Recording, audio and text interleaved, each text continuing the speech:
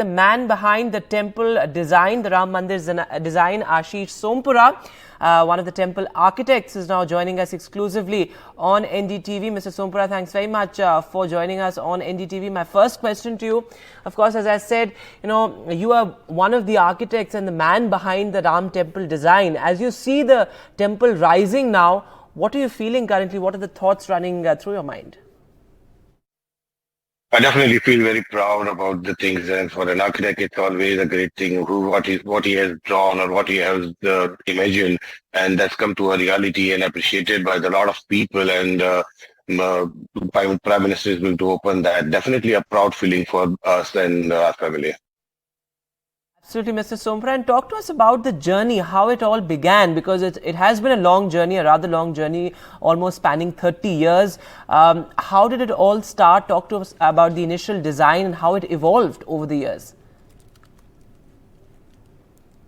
Yeah, definitely. Dad is connected with the VHP since 1989, and he has come first time with Ashokji Singhal here. He has took him here, and at that time it was just like a military camp kind of a thing. Nothing was been taken into the temple, and Dad has taken it the dimensions with his footsteps, and from that it has been started. The journey has started, and the design has been made at that time. So, and after that, the VHP and the Sadhu Sant has finalized the original design, which has been done in 1992. The model has been made and everything. After that, it was like full-fledged work from 92 to 96.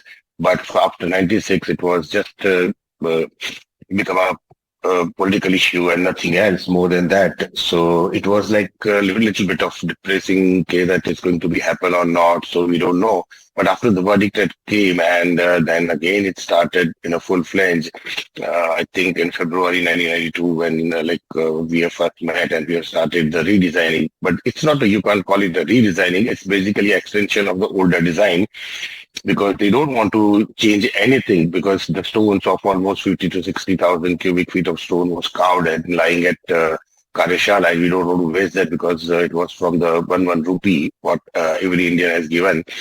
So we don't want to waste that. So that this design, if you see the newer design, is just an extension of the older design. In the older design, there was only 2 mandaps right now, but now it's the new design. There are 5 mandapas. So it will be extended according to the time has gone. This much of time has passed.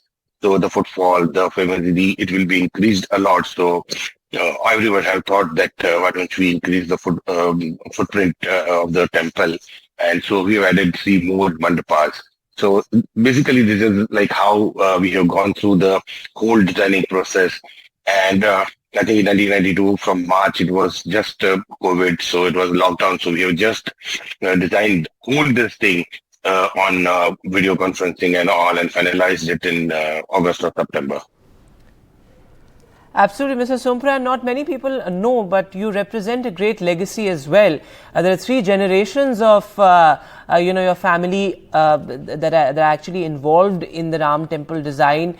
Your father, your grandfather, of course, your brother as well. To talk to us about that legacy that you represent. Yeah, definitely, because not 3 generations, we are into this temple designing since 14 generations. It's the legacy what we are getting out for the Naga Shaili particularly. So it is feeling great, and the most greatest part is the first temple, which is designed after the independence, which is Somnath, and now this is Ram Mandir, which has been demolished with by the Muslims and Akrantas. But this was a great feeling and proud moment for our family, that that temple has been Somnath, and this both temple has been designed by the same family. So it's a great and it's a proud feeling.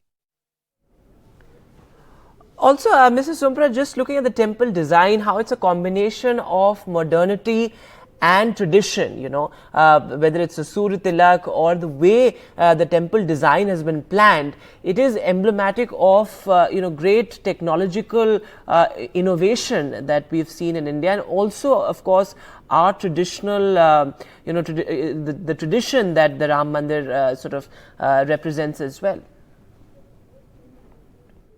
Definitely, there are two, three things in this particular temple. I can say basically it's a traditional design which we are doing since generations and it's thousands of years. The Silp Shastra has taught us how the temple designing, but we have involved two, three more things into this temple. Is first, I can say this is the first temple in the world which has been 3D analyzed by CBRI Roorkee for 2,500 years.